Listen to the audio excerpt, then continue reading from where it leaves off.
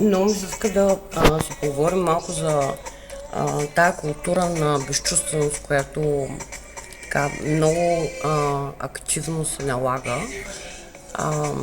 Всеки дава съвет да не чувстваш, да не показваш емоция.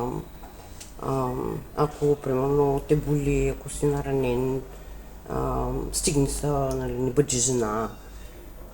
А, Никой не може да чувства, никой не може да а, изпитва болка, никой не може да се грижи за раните си, защото е женско, защото е слабохарактерно.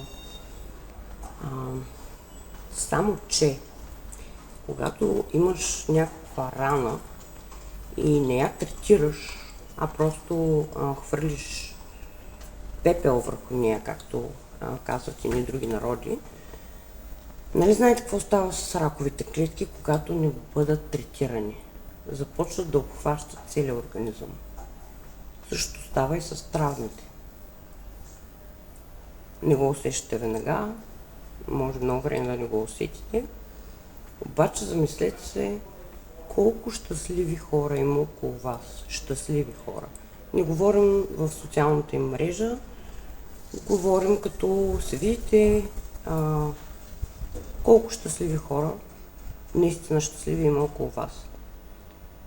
Защо агресията в момента е това, което чуваме, е всеки ден.